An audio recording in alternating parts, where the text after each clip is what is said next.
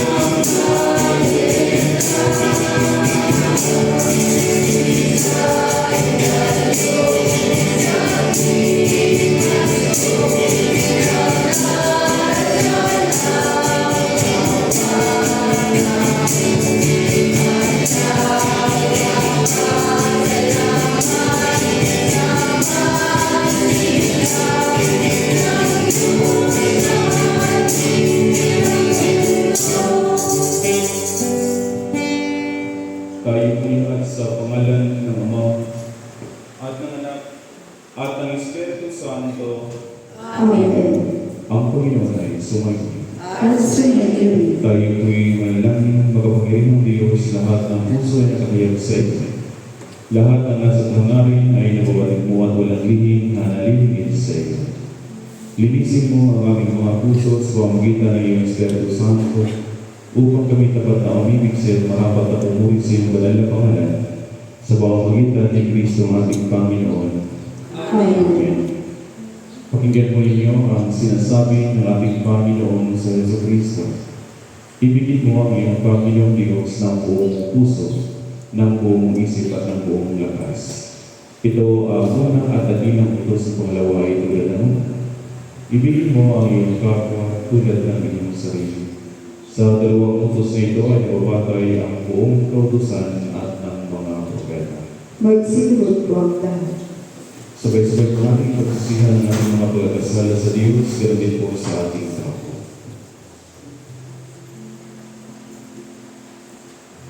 Kami ang pisal sa iyo, Diyos, na mapangyarihan sa lahat ng mga santo at sa isa't isa. Kami nagkasala sa aming mga naisip, sa aming mga nagawa sa kaligtaan namin gawin. At ikay sarili namin kabaliran. Kaya sinasama namin sa iyo, Diyos, sa kawalan kami.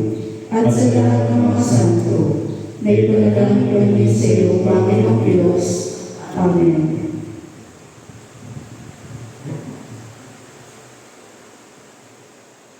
Awa nawa kayo mga Panginoong Diyos, patawarin kayo ng inyong mga kasalanan, at patnubayan kayo sa buhay na walang hanggan. Sa pamamagitan ng Jesucristo na ating Panginoon. Amen. Magsitayo po ang lahat. Inuman natin sa Diyos sa kagitan.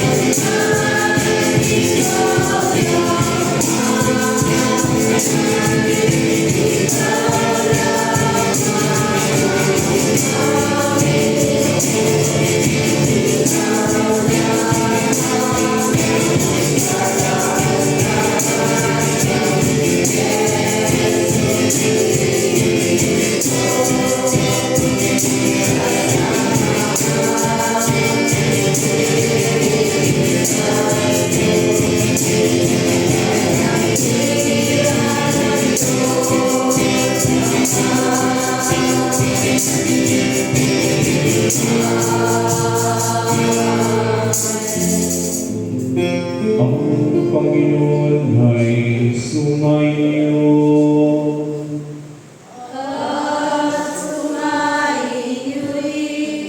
Tayo'y manalangin.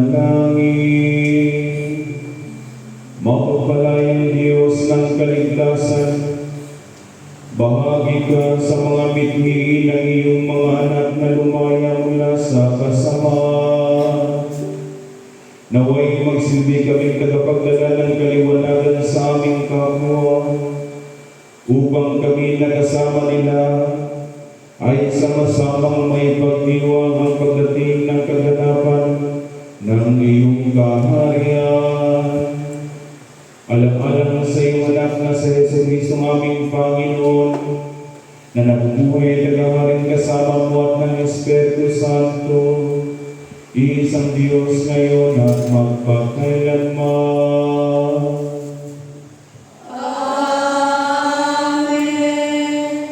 Tayo'y manalangin, makapangyarihan ng Diyos. Kami patuloy na gatipon dito sa iyong bahay palahinan upang ihanda ang mga sarili sa pagdiriwang ng Kapaskuhan. Ganun din po, ihanda ang aming mga sarili sa inyong muling pagpapalik. Nanaway sa pamamagitan nito ay kasiyahan mo nawa ang bawat isa sa amin at sa aming pag-ibig dito ngayon. Ang iyong mabuting balita nawa ang siyang patuloy na magbigay sa amin ng inspirasyon upang patuloy namin kilalanin ang tunay na banal. Ngayon din po sa pagsagawa itong pangwalang misa ni Galio, hindi pinapaunahan sa mga sponsor lalo na sa bawat pamilya. Ang pangwalang misa ni Galio sponsor sa pamilya ni Noli Salas, Arnold Salas, Jerwin Reyes, Rael Salas, Cristel Manalo. Ganun din po sa pamilya ni Maria Kay Manalo. Karawan patuloy po silang patubangin sa pamamagitan ng Espiritu Santo at ipagkaloob mo sa kanilang isang kasaganan po ng buhay. At ang lahat ng ito ay sumagitan niya sa Kristo aming Panginoon. Amen. Magsiupo po tayo lahat at ating pakinggan ng mga pagbasa. Ang pahayag ng unang pagbasa ay paalaala ng Diyos ay may takdang panahon upang hukasan ang kasalanan at dalhin ang katuwiran. Ipinapakita ito na sa kabila ng mga pagsubok at pagkasira, nananatiling tapat ang kanyang plano para sa kanyang bayan. Sa huli, ang lahat ng pangyayari ay patungo sa katuparan ng kanyang pangako ng kaligtasan at kabanalan. Ating pong pakinggan ang unang pagbasa.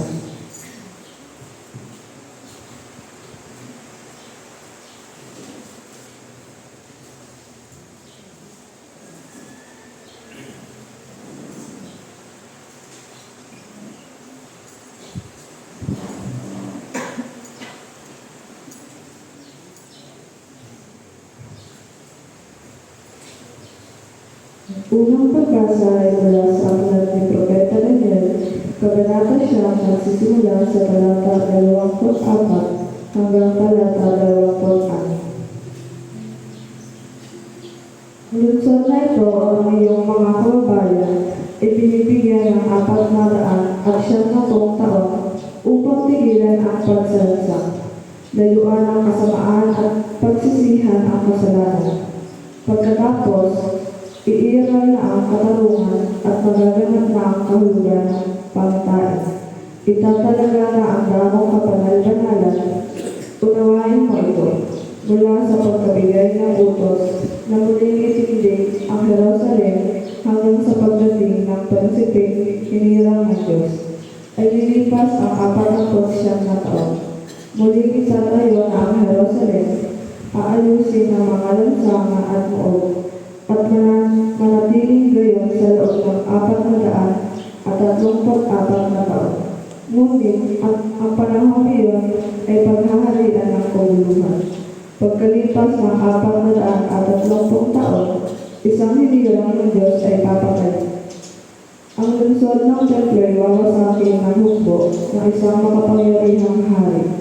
Ang pagkawasak ay darating na parang baha at magkakaroon ng digmaan hanggang sa wakas na itinakda ng Diyos. Ito po ang salita ng Panginoon. Salamat sa Diyos.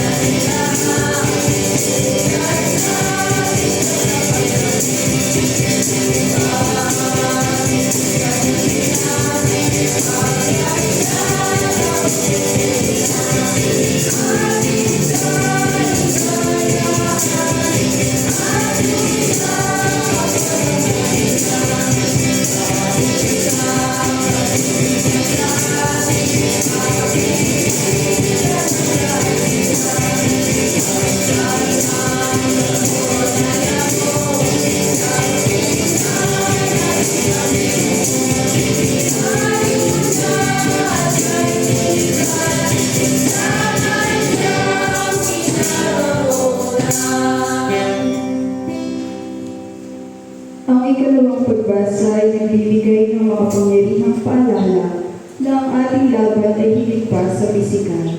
Ito ay spiritual na pakikibaka na nangangailangan ng lakas mula sa Diyos.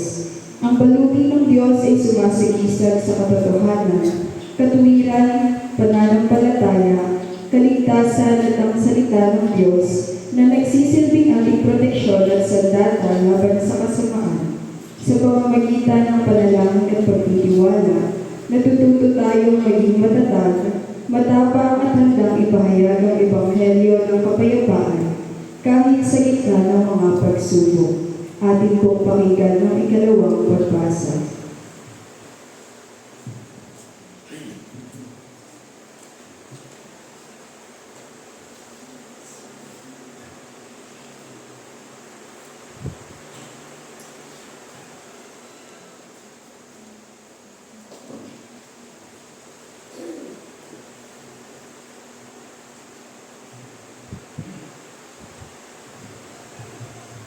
Ang ikalawang pagbasa ay mula sa sulat ni San Pablo sa mga taga-Efeso, kabanata 6 nagsisimula sa talata 10 hanggang talata 20. Sa wakas, magpakapagtibay kayo sa pamamagitan ng inyong pakikipag-isa sa Panginoon at sa tulong ng dakilang kapangyarihan niya. Isuot ninyo ang kabaluting kaloob ng Diyos upang mapaglabanan ninyo ang mga lalaki ng Diablo, sapagkat ang kalaban natin hindi mga tao, kundi mga pinuno, mga may mga kapangyarihan, at mga tagapamahala ng kadilimang namamayani sa sanlibutan ito. Ang mga hukbong espiritual na kasama sa himpapawid, kaya't isuot ninyo ang baluti mula sa Diyos. Sa gayon, makatatagal kayo sa pagkikipaglaban pagdating ng masamang araw ng iyon. At pagkatapos ng inyong pagkikipaglaban, ay matatag pa rin kayong nakatayo. Kaya't maging handa kayo. Gawin ninyong bigkis ang katotohanan. Itakip sa bihim ang baluti ng pagkakatuloy. At isuot ang panapak na pagiging handa sa pangangaral ng mabuting balita ng pagkikipagkasundo sa Diyos. Taglayin ninyo lagi ang kalasag ng pananalig kay Kristo. Bilang palanggat pamatay sa lahat ng naliliyab na palaso ng masama, isuot ninyo ang helmet ng kaligtasan at kunin ang tabak na kaloob ng Espiritu. Sumakatuwid ang salita ng Diyos. Ang lahat ng ito'y gawin ninyo sa pamamagitan ng mga panalangin at pagsama. Manalangin kayo sa lahat ng pagkakataon, patnubayan ng Espiritu, kaya't lagi kayong maging handa at patuloy na manalangin para sa lahat ng hirang ng Diyos. Ipanalangin ninyo ako'y pagkaloban ng wastong pananalita upang buong tapang kong maipahayag ang hiwaga ng mabuting balita. Dahil sa mabuting balita ito, ako'y sinugo at ngayon natatangkalaan. Kaya, ipinanalangin ninyo may pahayag ko ito ng buong tapang gaya ng nararapat. Ito po ang salita ng Panginoon. Salamat sa Diyos.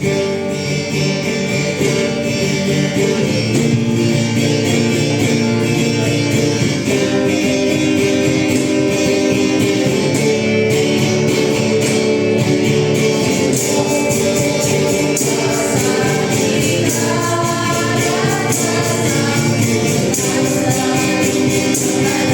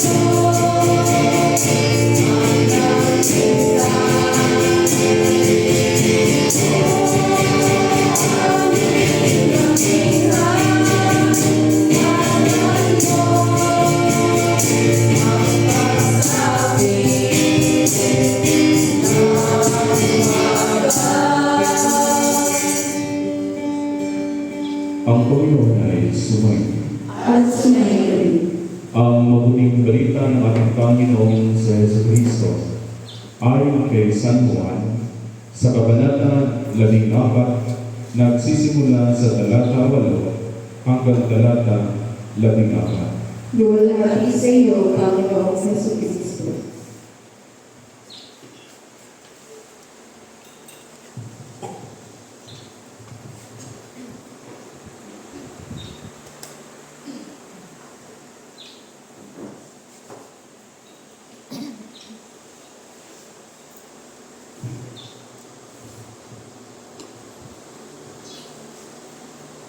Sinabi sa kanya ni Felipe, Panginoon, ipakita po ninyo sa amin ang Ama, at masisiyahan na kami. Sumagot si Jesus, matagal na ninyo akong kasama, Felipe. Di at hindi mo pa ako nakikilala. Ang nakakita sa akin ay nakakita na sa Ama. Bakit mo sinasabing ipakita mo sa amin ang Ama? Hindi ka ba naniniwala na ako'y suma sa Ama at ang Ama ay suma sa akin? Ang mga salitang sinasabi ko ay hindi ko sinasabi sa gana ng aking sarili. Ang Amang suma sa akin ang gumaganap ng kaniyang mga gawain. Maniwala kayo sa akin. Ako'y suma sa Ama at ang Ama ay suma sa akin. Kung ayaw ninyong maniwala sa sinasabi ko, maniwala kayo dahil sa mga gawang ito. Sinasabi ko sa inyo, ang nananalig sa akin ay magawa ng mga ginagawa ko at higit pa. Sapagkat pupunta na ako sa Ama. At ang anumang hilingin niyo sa Ama sa aking pangalan, ay gagawin ko upang maparangalan ng Ama sa pamamagitan ng Anak.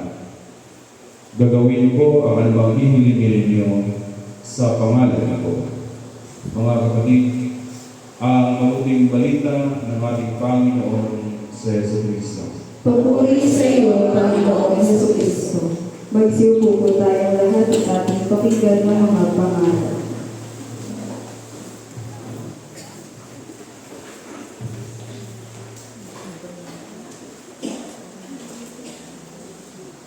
Sinasabi ni Jesus, gagawin ko ang anumang hihilingin niyo sa pangalan ko. Sa pangalan ng Ama at ng Anak at ng Espiritu Santo. Amen. Isang magandang umaga po sa ating lahat, mga kapatid. Magandang po. Sa umaga ito, tayo ay nasa pangwalo na Misa de Galileo.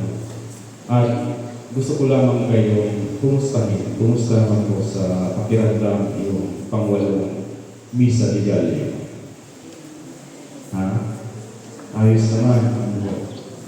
Yung unang Misa de Galileo ay napaka-excited. Yung excitement ay naroon. Hanggang sana ngayon sa pangwalo ay naroon pa rin yung pagiging excited. Yung pagsusumikap. Pero alam ko naman na tayong lahat ay nagsusumikap na gumising na maaga upang sa ganun ay tayo yung maging isa sa pagdiriwang nitong Misa de Galileo o Misa Novenario para sa kapanganalan ng ating Panginoon. Dahil napakaganda sa ating itong ating banal na Ebanghelyo sa umaga nito ay ipinapangako ng Diyos kina Felipe sa kanyang mga alagad at ganoon din sa ating lahat na gagawin ko, sabi ni Jesus, gagawin ko ang anumang hihilingin ninyo sa pangalan ko. Dahil ang tradisyon nating Pilipino, yung Misa de Galileo ay pag matukumpleto ko yung pagsasagawa o pag-atindi ng Misa de Galileo ay tayo na iniwala na ipagkakaloob ng Diyos sa atin yung ating mga panalangin. Pero sana sa ating patuloy na panalangin natin ay may sasabuhay din natin yung ating pinapanalangin. Dahil sa umagang ito'y patungkol sa conversation between Felipe at ang ating Panginoon si Jesus. May kahilingan si Felipe. Sabi niya, Panginoon, Ipakita po ninyo sa amin ang Ama at masasiyahan na kami. Ito yung kahilingan ng kanyang isa sa kanyang mga alagad, isa sa 12 apostoles ng ating Panginoon. Kaya nagtaka si Jesus, sabi niya na matagal na ninyo akong kasama, Felipe. Hindi parang diyata, hindi mo ba ako kilala? Minsan sa buhay natin mga tao ay tayo'y nagiging katulad din ni Felipe dahil sa sobrang daming mga iniisip, hindi natin nawamalaya yung presensya ng ating Diyos. Kaya sa umaga nito ay tayo'y magtiwala sa banal na makapangyarihang ating Panginoon sa Jesucristo. Maniwala ka sa akin, yun yung kanyang paanyaya kay Felipe. Maniwala ka sa akin. Manalig sa plano ng Diyos sa ating buhay. Lagi natin naway wag mas pangibabawan yung ating pananampalataya at pananalig sa Diyos kaysa sa ating alalahanin sa buhay nito. Naway mas magiging mangibabaw yung ating pananampalataya sa Panginoon at yung ating pagkilala sa ating Panginoon. Dahil kung naibabawan na ito na takot at alalahanin, talagang mawawala na yung ating pananampalataya sa Panginoon. Kaya masasabi na, Panginoon, ipakita mo sa amin, ipakita po ninyo sa amin ang Ama. Baga hindi natin mamamalaya yung presensya ng Diyos. Manalig kahit hindi natin naiintindihan ng lahat. Sa kabila ng ating pagkalingkod, tayo patuloy na manalig. Umasa sa Diyos dahil sa ating unang pagbasa mula sa aklat ni Propeta Daniel ay may pangako doon. Kailangan lilinisin muna ang lahat ng nasa kalye bago dumating ang isang tagapagligtas. At yung ating pangalawang pagbasa naman ay ito'y patungkol sa kung ano yung dapat natin gawin. Sabi nga, isuotin niyo ang baluti ng katotohanan. Ibig sabihin, isuot natin yung ating pananalig sa Diyos dahil hindi tao ang ating nagiging kalaban, kundi lalaki ng diablo. Kaya ito yung patungkol sa spiritual. Kaya dapat natin palakasin yung spiritual na aspeto sa buhay nating mga tao. Kaya buksan natin ang ating mga puso sa kanyang presensya at gabay upang sa ganun ay malabanan natin ang mga lalaki ng diablo. Kaya sa atin dito ngayon, tayo'y inaanyayahan na maniwala tayo sa ating Panginoon sa Jesucristo at magtiwala tayo palagi sa ating Panginoon. Mga kapatid, sa umagang ito, ang paikipag-usap kay Felipe ay ito isang pagsusuri din ng pagkakilala natin sa ating Panginoon. Paano ba natin kinikilala ang Diyos? Paano ba natin itinuturing o paano ba natin binibigyan pagpapahalaga ang salita ng ating Panginoon? Baka kilala lamang natin si Jesus, pero hindi natin kilala yung kanyang gawa. Dahil ang sabi nga ni Kristo na kung ayaw naman yung maniwala sa akin, maniwala kayo sa mga gawang ito. Dahil hindi, ang Ama ang siyang gumagampan sa mga gawang ito. Kaya sana sa buhay nating mga tao sa patuloy ng ating pamumuhay ay huwag lamang natin kilalanin si Jesus na si Jesus. Kung hindi, kilalanin natin si Jesus dahil ito yung naisa sa buhay natin. Ano ba yung pinakailangan natin isa sa buhay? Kaya ano ba yung pinakailangan natin sundan sa buhay ni Kristo? Pinakailangan makikita sa pamamagitan ng ating mga salita. Magsalita ng may kabutihan at may pagmamahal. Sa ating kilos, gumawa ng mabuti sa ating kapwa. Sa ating puso, maging tapat, mapagkumbaba at magpatawad. Ito nawa yung mga taglay natin sa buhay natin ito upang sa ganun ay tayo ay malampasan natin yung mga hamon sa buhay natin ito. Upang sa ganun, sa muling pagbabalik ng ating Panginoon, tayo maging kasama niya sa kanyang kaharian na kung saan naroon ang buhay na walang hanggan. Naway sa ating pagtitingin dito ngayon ay mas lalo pa nawang natin nakikilala ang ating Panginoon. Mga kapatid, pinaanyayahan din tayo sa umaga ito na naway patuloy tayo makipag-usap sa ating Panginoon sa pamamagitan ng ating mga panalangin. Dahil ito yung nagpapalakas sa bawat isa sa atin, ang patuloy na makikipag-usap natin sa Panginoon. Kaya sabi nga, gagawin ko ang anumang hihilingin niyo sa pangalan ko. Diba? Napakaliwanag yung mensahe sa bawat isa sa atin dito ngayon na paano ba natin paano ba tayo makipag-usap sa Diyos kung hindi sa pamamagitan ng ating mga panalangin.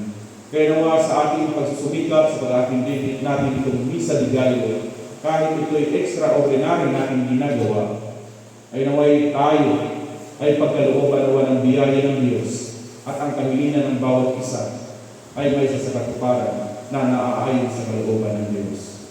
Kaya ang paanyaya lamang sa atin dito ngayon, maniwala ka sa akin. Maniwala tayo sa Diyos. Ito yung paanyaya ni Kristo doon kay Filipe, doon sa kanyang mga kasamahan. Ganon din ang paanyaya sa bawat isa sa atin. Maniwala kayo. Kung ayaw mo maniwala sa akin, maniwala kayo sa mabubuting bagay na ito.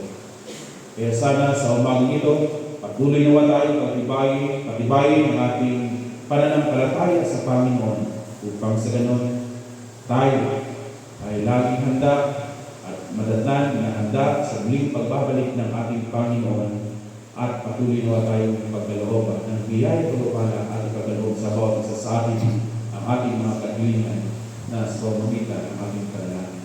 Pagpalain tayo ng buong may sa pangalan ng Ama at ng Anak at ng Espiritu Santo. Amen. Magsitayo po tayo lahat at ating sambitin ng sumasampalataya. Sumasampalataya kami sa isang Diyos ang mga kapangyarihan na Lumikha ng langit at lupa, at ang lahat na nakikita at nakikita. Sumasampalataya kami sa isang Panginoong Jesucristo, buktong na anak ng Diyos, nagmula sa kabaguan simula ang panahon. Diyos mahal sa Diyos, liwanag buwan sa liwanag. Diyos na totoo buwan sa Diyos na totoo. Inianak ang binilikha kaysa sa Diyos na Ama. Sa pamamagitan niya ay kalikha ang lahat. Nang para sa ating mga tao at sa ating kaligtasan, ay nanawag siya buwan sa langit. Sa pamamagitan ng pagkakanyayan ng Espiritu Santo, ay pinanganak siya ni Maria Magdalena ng tao. Ipinako sa krus sa nangalang sa ating sa panahon ni Poncio Pilato. Nagpakasakit na matay at pinilipid, at muling nabuhay sa ilang araw sa lupa ng mga kasulatan. Umakyat siya sa langit at narulog sa kanan ng Ama, at muling darating na maluwalhati upang kumuha ng mga buhay at mga patay, at ang kaharian niya ay walang hanggan. Sumasampalataya kami sa Espiritu Santo, ang Panginoon at pagbibigay ng buhay, na nagbubuhat sa Ama. Sinasamba siya at niluwalhati kasama ng Ama at ng Anak. Nagsalita siya sa pamamagitan ng mga propeta.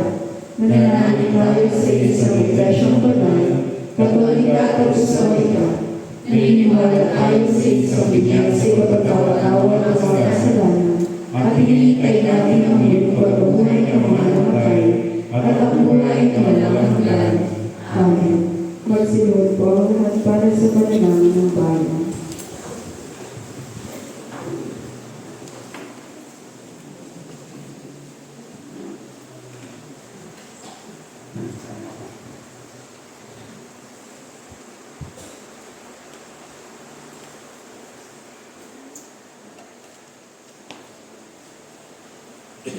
Manalangin tayo para sa buong Santa Iglesia ni Jesucristo at sa lahat ng tao ayon sa kanilang pangangailangan. Sa bawat panalangin ating pong itutugon, Panginoon, pakinggan mo ang aming panalangin ating pong ulitin. Panginoon, pakinggan mo ang aming panalangin. Makapangyarihan at walang hanggang Diyos, Itinuro mo sa amin sa pamamagitan ng iyong banal na salita na kami manalangin at magpasalamat para sa lahat ng tao. Isinasama namin sa iyo ngayon na tanggapin mo ang aming mga panalangin na iniaalay namin sa iyong makadiyos na kamahalan. Kami nananalangin. Panginoon, pwede mo ang aming panalangin. Idinadalangin namin ang iyong banal at pangkalahatang Santa Iglesia, lalong-lalo na Iglesia Pilipina Independente sa bayan ito. Puspusin mo ito ng katotohanan, pagkakatuwid at kapayapaan, at ipahintulot mo na ang lahat na nagpapahayag ng iyong banal na pangalan ay magkasundo sa katotohanan ng iyong banal na salita at sama-samang mamuhay sa pagkakaisa at pagmamahalan. Kami nananalangin. Panginoon, pwede mo ang aming panalangin.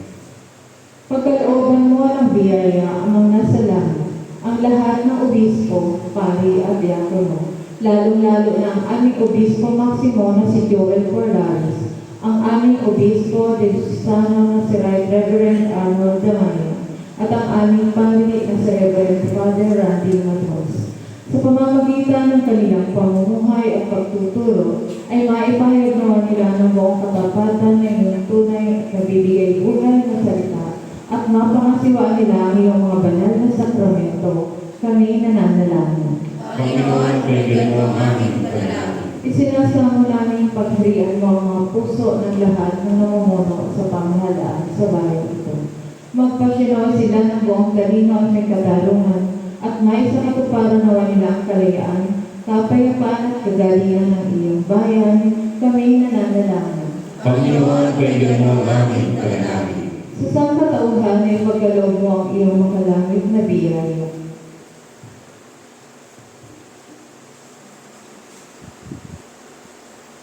Lalong-lalo na sa Iglesia sa Digario sponsors sa umagang ito na sina Noli Sales, Arnold Sales, Jerwin Frias, Rael Sales, Cristel Manalo at Maria Fe Manalo at sa kongregasyong ito. Dinggin at tanggapin naman nila ang iyong banal na salita na may kababaang loob at masunuring puso at paglingkuran ka ng katapat sa lahat ng araw ng kanilang buhay. Kami nananalangin. Panginoon, pwede mo ang aming panalangin. Isinasamo namin ang Panginoon sa iyong pagandang loob na bigyan lakas at tulungan ang lahat ng nasa ligali, may kalungkutan, pangangailangan, may sakit o kapansanan. Kami nananalangin. Panginoon, pwede mo ang aming panalangin. Inaalaala namin, Panginoon, sa iyong harapan ang iyong mga lingkod na sa mga kabilang buhay na sumasampalataya kay Kristo. Isinasamo namin ipagkaloob mo sa kanila ang ganap na kapayapaan, kaligayahan at katahimikan sa piling mo, at ang patuloy na pagyabong sa pag-ibig at paglilingkod sa iyo. Kami nananalangin. Panginoon, pwede mo ang aming panalangin. Pinupuri namin ang iyong banal na pangalan para sa lahat ng iyong mga santo. Pagkalooban mo kami ng biyaya upang kami makasunod sa kanilang mabubuting halimbawa at makarating nawa na kasama nila sa iyong banal na kaharian. Kami nananalangin. Tugunin mo ang aming mga panalangin, alaala sa kanya laging nabubuhay, upang makita para sa amin, siya na yung anak at aming tagapagligtas na si Yesu Cristo. Amen. Magsitayo po ang lahat. Mga kapatid, tayong katawan ni Cristo sa pamamagitan ng isang Espiritu, tayong lahat ay pinag-iisang katawan ng tayo ibinigay. Ingatan namin ang pagkakaisa na dulo ng Espiritu sa bigis ng kapayapaan. Labing sumainyo ang kapayapaan ng ating Panginoon. At sa iyo, Magpatiyan po tayo ng kapayapaan sa bawat isa. Peace be with you. Peace be with you. Peace be with you. Peace be with you. Peace be with you. Ibigay sa Panginoon ang karagalang na rapat sa kanyang pangalan, magdala ng alay at pumaroon sa kanyang atin. Magsipo po tayong lahat at ating ihanda ang ating sarili para sa pag-aaral.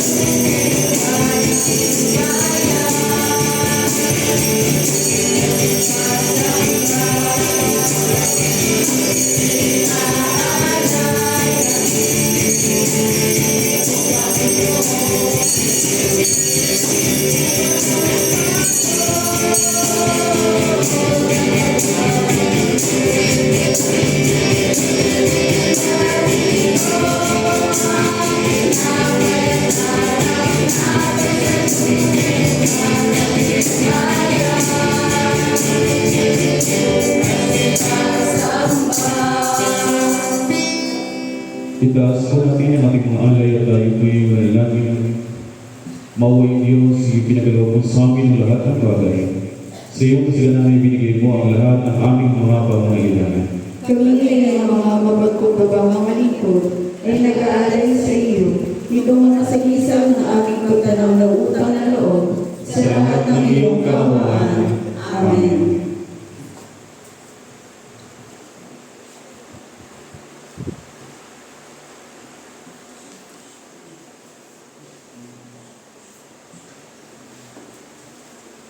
Kayo po yung nalangin para sa tinapay, walang hanggang Diyos, pinatungo mo ang muli at ngalito ginamalamin ang tinapay na ito.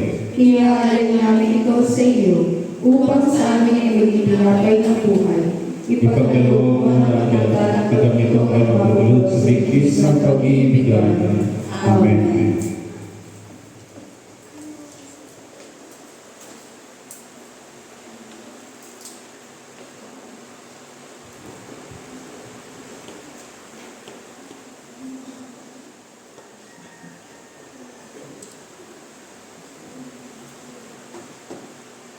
Kayo po'y manalangin para sa alak. Makapangyarihan ng Diyos sa lapit mo ang alak na ito na aming ginawa mula sa iyong mga kaloob. Ito na ay aming magiginuming espiritual upang kami natatanggap nito ay mapasigla at mapalibago sa paglilingkod sa iyo.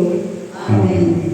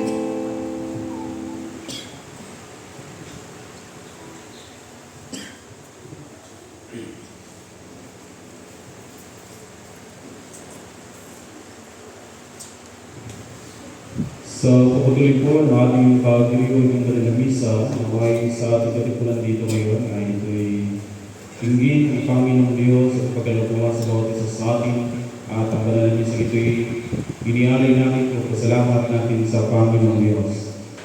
Ganun din po sa pangwalong ng misa, binagi o pinagpamurangan sa mga sponsor, lalo-lalo na ang pangwalong ng misa di Gallo sponsor.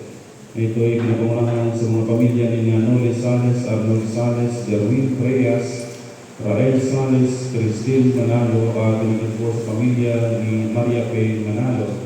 Naway patuloy na kayo pagkalooban ng pagpapalat biyaya ng ating Panginoong Diyos. Manalangin tayo mga kapatid upang ating hay marapat sa Diyos, amang makapangyarihan. Tanggapin nawa ang Panginoon ang ating hain sa ikabubuhay at ikaluluwalhati ng kanyang pangalan sa ating ikabubuhay at ang buhay ng Iglesia.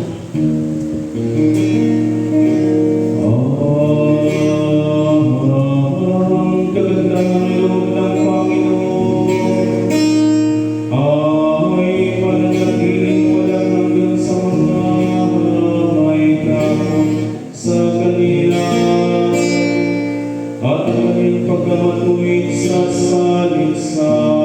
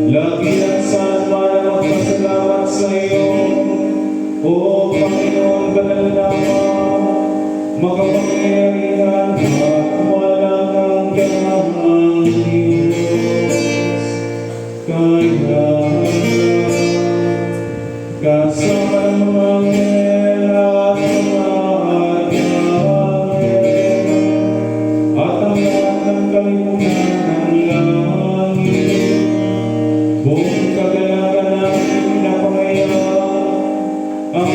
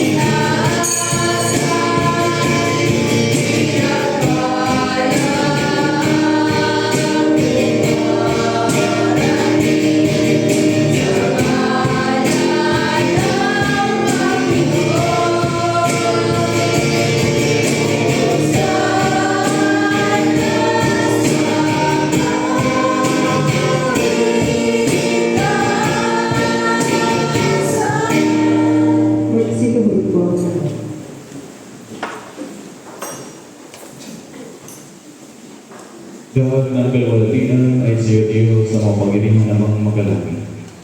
Nagdala sa iyong pag-ibig at kaawaan ay pinagkaloob mo ang iyong buktong na anak na sa Yesu Cristo na maging tao na tulad namin. At danasin niyang mamatay sa krus para sa aming kalubusan. Doon ay kanyang ginawa sa pamamagitan ng minsang paghahaling ng kanyang sarili, ang isang buo at tinatnahain para sa buong sanlibutan. At kanyang itinatag at inibutos sa amin ay pagpatuloy ng isang pagulita sa kanyang mahalagang kamatayan ng amin hanggang sa huli niyang pagdating. Sapagkat na gawin siya ay binabigaryo, ay kumuha siya ng tinapay. At nang siya magpasalamat sa iyo, ito'y kanyang piniraso at ibinigay sa kanyang mga alagad at sinabi, kunin, kanin, ito ang katawan na pinagkaloob ko sa inyo. Gawin mo ito sa pag-alaala sa akin.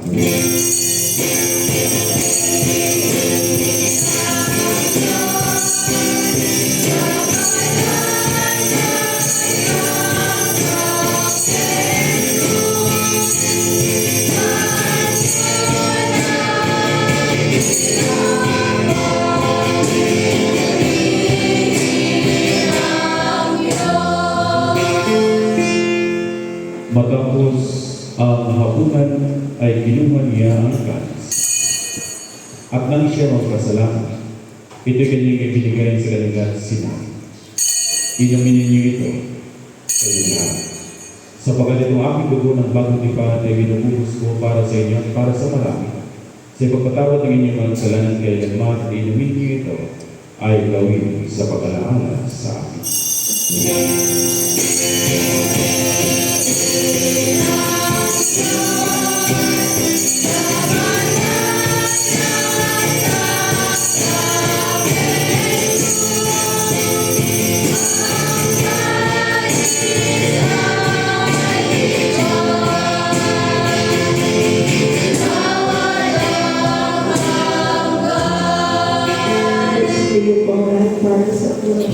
Kaya sabay-sabay ko lagi ipamahayag ang misteryo ng ating pananampalataya.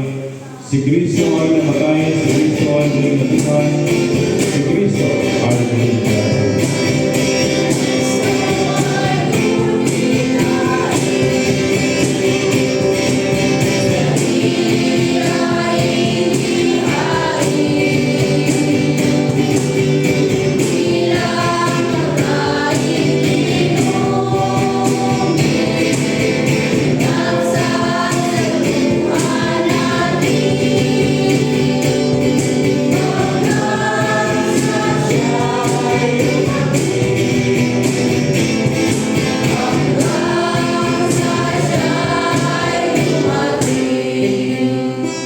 Kayo mga Panginoon at amang magkalangit, ginaganap namin ang iyong mga paglingkod at palaaling iniutos sa iyong anak.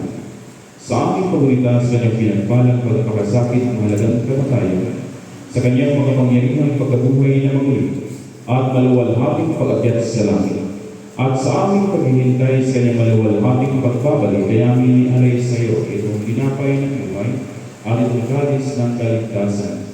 At kasama ng mga handog na ito, inialay namin ang aming mga sarili, na isinasamo namin sa iyo, na tagapin sa iyong mga langit altar, itong aming haing papuri at pasasalamat.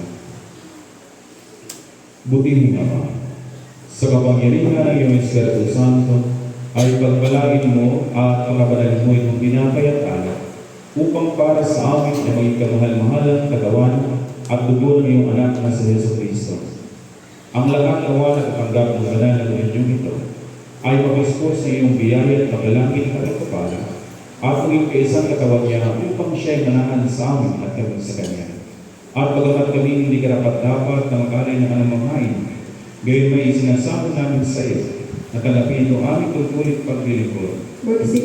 Sa pamamagitan ng Yesu Cristo na ating Panginoon, sa pamamagitan niya at kasama niya at sa Kanya, na kaisa ng Espiritu Santo, ang lahat ng karangalan kaluwalhatian ay sa iyo, O Amang makapangyarihan, ngayon at magpakailanman.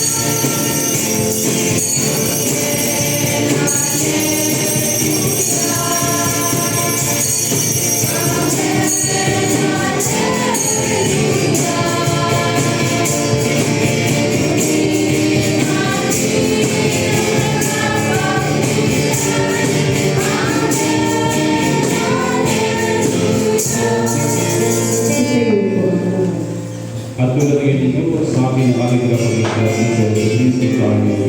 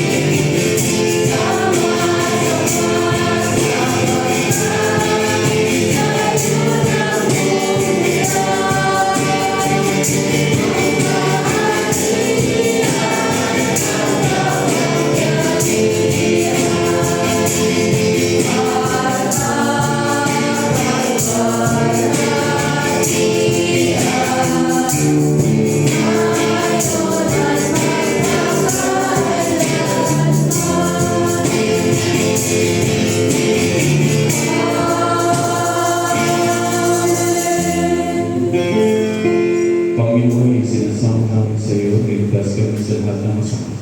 At ipagkaloob sa amin ang iyong kapayapaan sa panahon namin. Sa tulong ng iyong awa, ilayo kami sa pagkasala at iligtas sa likay. Sa pamamagitan ng iyong anak na sa Jesucristo, aming Panginoon, na nabubuhay at naghaharing kasama mo at ang Espiritu Santo ay isang Diyos, ngayon pagpakailanman. Amen.